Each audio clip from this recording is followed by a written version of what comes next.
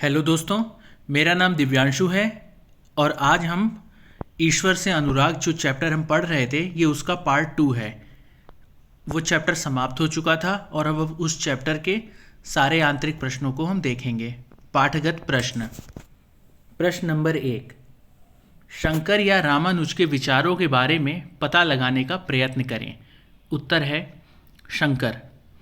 उनका जन्म 8वीं शताब्दी में केरल प्रदेश में हुआ था। उनके मुख्य विचार थे: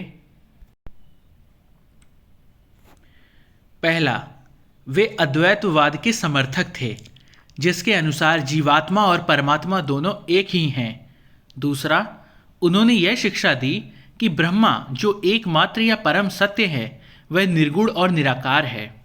और तीसरा, उन्होंने हमारे चारों ओर के संसार को मिथ्या या माया माना और संसार का परित्याग करने अर्थात संन्यास लेने और ब्रह्मा की सही प्रकृति को समझने और मोक्ष प्राप्त करने के लिए ज्ञान के मार्ग को अपनाने का उपदेश दिया। रामानुज 11वीं शताब्दी में तमिलनाडु में पैदा हुए थे। वे विष्णु भक्त अलवार संतों से बहुत प्रभावित थे। इनके मुख्य विचार थे: पहला, मोक्ष प्राप्त करने का उपाय विष्णु के प्रति अनन्य भक्ति भाव रखना है। और दूसरा, भगवान विष्णु की कृपा दृष्टि से भक्त उनके साथ एकाकार होने का परमानंद प्राप्त कर सकता है। और तीसरा, रामानुज ने विशिष्टता अद्वैत के सिद्धांत को प्रतिपादित किया, जिसके अनुसार आत्मा परमात्मा से जुड़ने के बाद भी अपनी अलग सत्ता बनाए रखती है। प्रश्न नंबर 2। बसवन्ना ईश्वर को कौन सा मंदिर अर्पित कर रहा है? तो उत्तर है बसवन्ना ईश्वर को शरीर रूपी मंदिर अर्पित कर रहा है। प्रश्न नंबर 3। आपके विचार से मीरा ने राणा का राजमहल क्यों छोड़ा? तो उत्तर है मीराबाई रविदास, जो अस्पृश्य जाति के माने जाते थे, की अनुयायी बन गईं। वे कृष्ण के प्रति समर्पित थीं और उन्होंने अपने गहरे भक्ति भाव को कई भजनों में अभिव्यक्त किया है। कृष्ण के प्रति समर्पित होने के कारण ही उन्होंने राजमहल को छोड़ दिया। अब हम प्रश्न अभ्यास लेते हैं पाठ्य पुस्तक से। निम्नलिखित में मेल बैठाएं। तो यहां पर हम देख रहे हैं जैसे कि बुद्ध, तो बुद्ध क्या है? इन्होंने सामाजिक अंतरों पर सवाल उठाए। शंकरदेव, ये नामघर।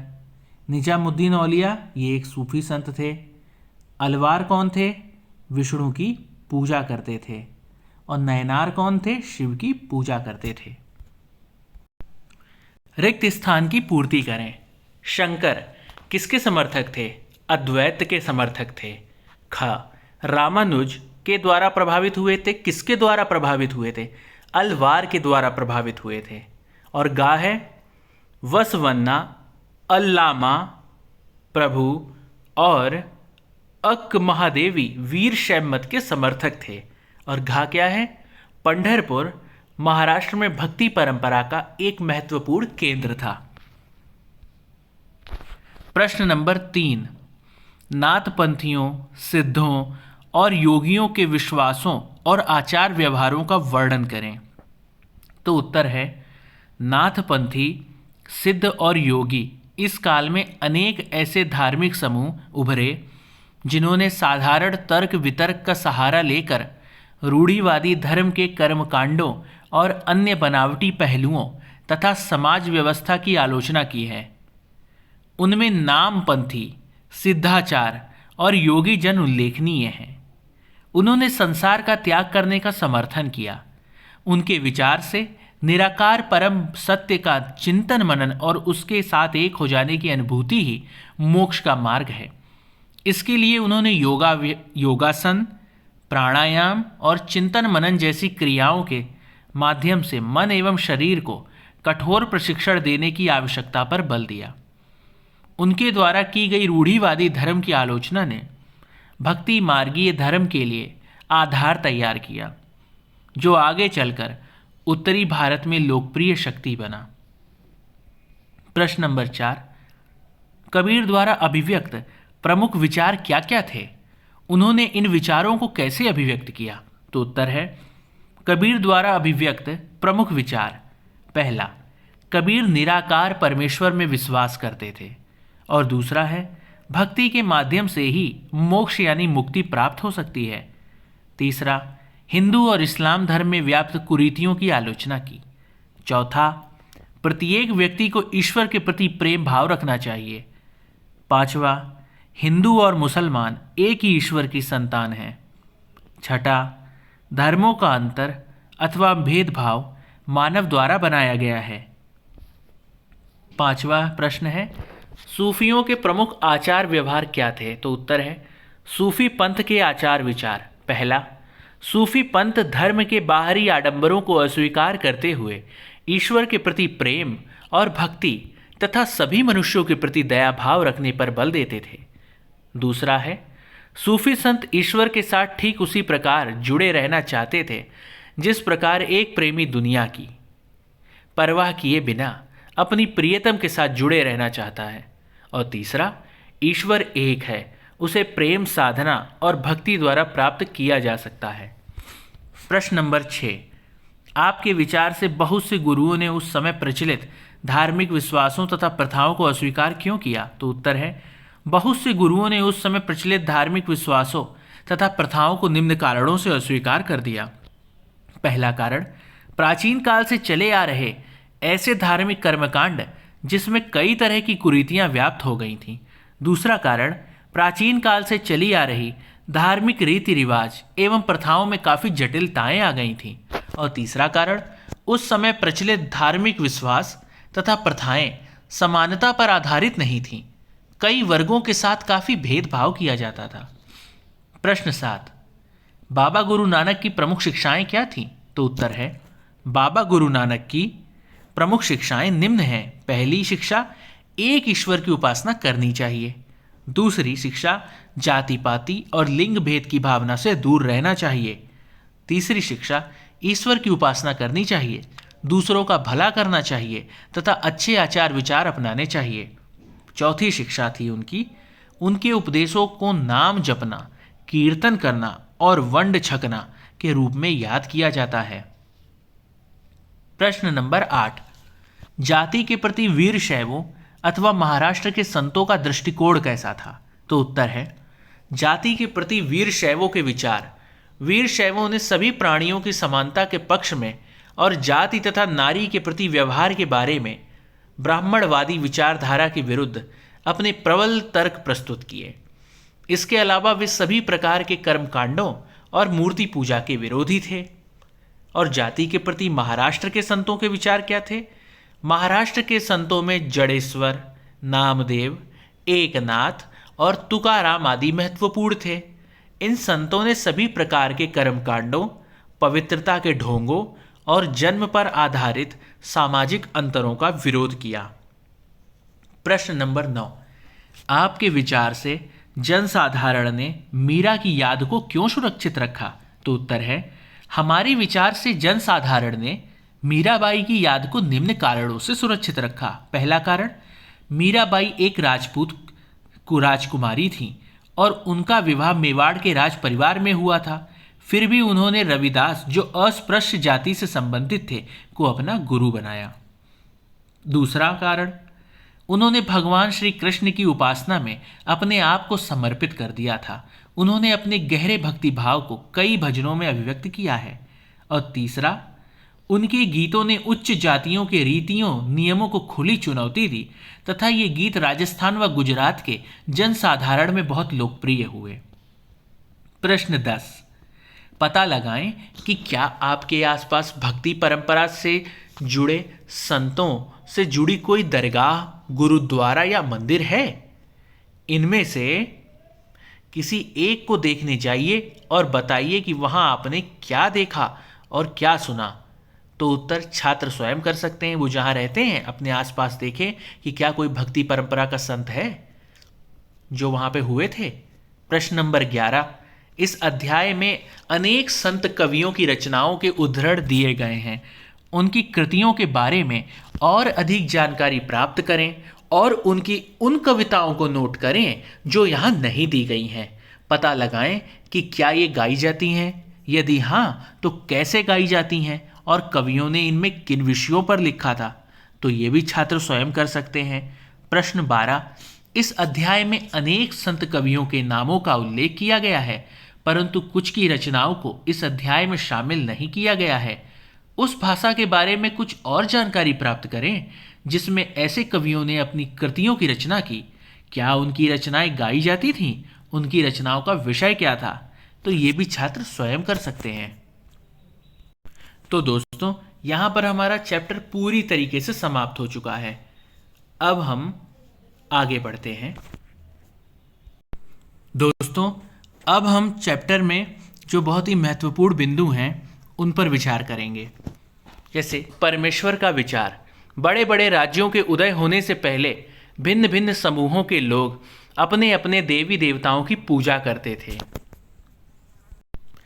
जब लोग नगरों के विकास और व्यापार तथा साम्राज्यों के माध्यम से एक साथ आते गए, तब नए नए विचार विकसित होने लगे। यदि मनुष्य भक्ति भाव से परमेश्वर की शरण में जाए तो परमेश्वर व्यक्ति को इस बंधन से मुक्त कर सकता है।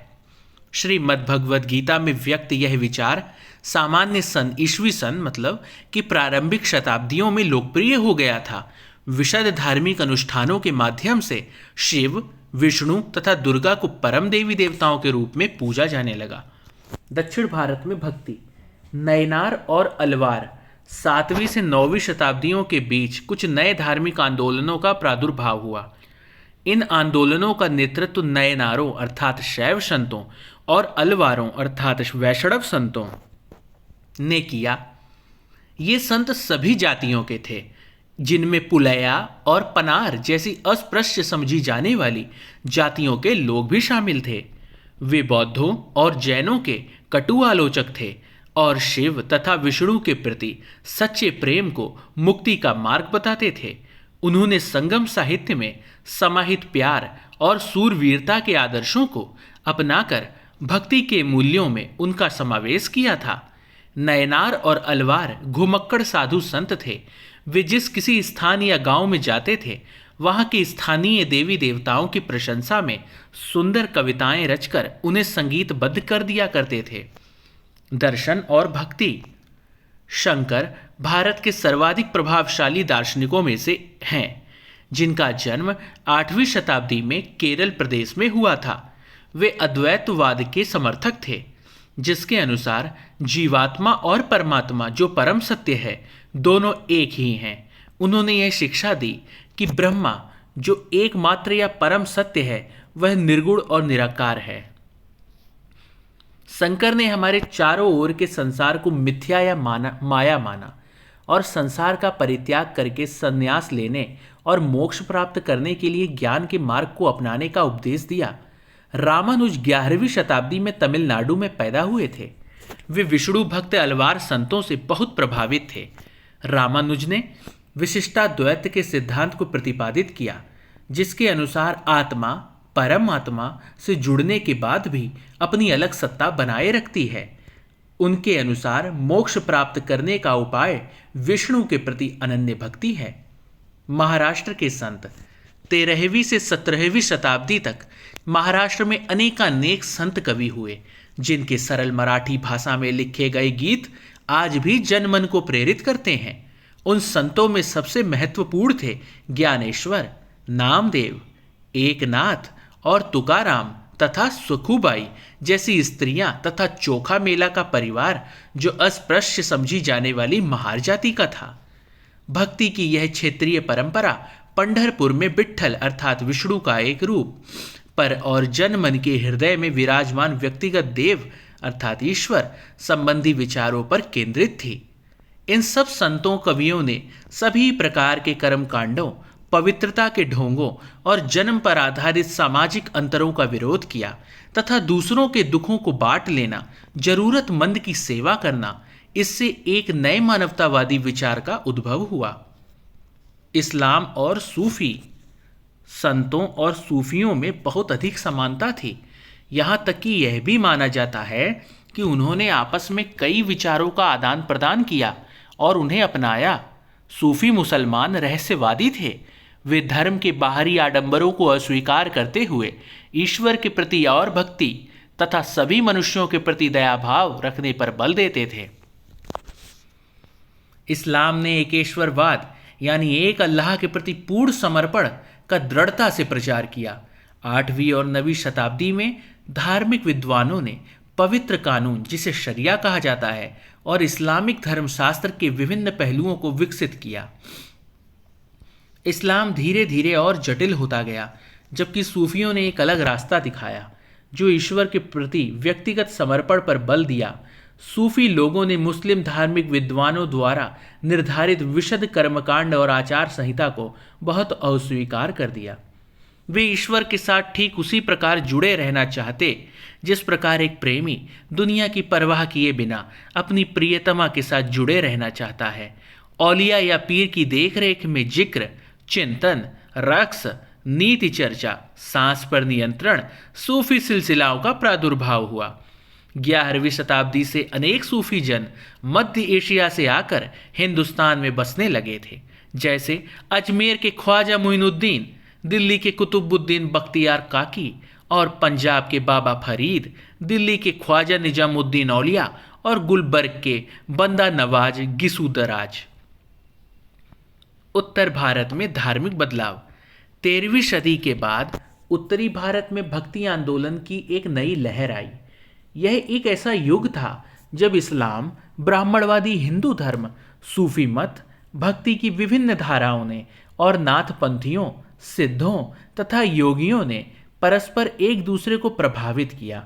उनमें कबीर और बाबा गुरु नानक जैसे कुछ संतों ने सभी आडंबरपूर्ण रूढ़िवादी धर्मों को अस्वीकार कर दिया। तुलसीदास और सूरदास जैसे कुछ अन्य संतों ने उस समय विद्यमान विश्वासों तथा पद्धतियों को स्वीकार करते हुए उन्हें सबकी पहुंच में लाने का प्रयत्न किया। असम के शंकर देव ने विष्णु की भक्ति पर बल दिया। इस परंपरा में दादू, रविदास और मीराबाई जैसे संत भी शामिल थे। कबीर 15वीं से 16वीं सदी में एक अत्यधिक प्रभावशाली संत थे। कबीर निराकार परमेश्वर में विश्वास रखते थे। उन्होंने यह उपदेश दिया कि भक्ति के माध्यम से ही मोक्ष यानी मुक्ति प्राप्त हो सकती है। हिंदू तथा मुसलमान दोनों लोग उनके अनुयायी हो गए। बाबा गुरु नानक। कबीर की अपेक्षा बाबा गुरु नानक, जो 1469 से 1539 तक रहे, तलवंडी अर्थात पाकिस्तान में ननकाना साहब में जन्म लेने वाले बाबा गुरु नानक ने करतारपुर में एक केंद्र स्थापित करने से पहले कई यात्राएं की। धार्मिक कार्यों के लिए जो जगह नियुक्त की थी उसे धर्मसाल कहा गया। आज इसे गुरुद्वारा कहते हैं। लंगर की शुरुआत की सिखों के पवित्र ग्रंथ साहब के रूप में जाना जाता है। तो दोस्तों, यहाँ पर हमारा चैप्टर पूरी तरीके से ख़त्म हो गया है और हमने महत्वपूर्ण बिंदुओं पर चर्चा कर ली है। आशा है आप लोगों को ये चैप्टर पढ़ने में बहुत ही अच्छा लगा होगा, मज़ा आया होगा। तो दोस्तों, आप सबसे मेरी रिक्वेस्ट है कि आप सब हमारे चैनल को लाइक करें, सब्सक्राइब करें और जो सुझाव हो वो कुछ कमेंट करें और अपने दोस्तों के साथ इस वीडियो को शेयर करें। आप सबका बहुत बहुत धन्यवाद।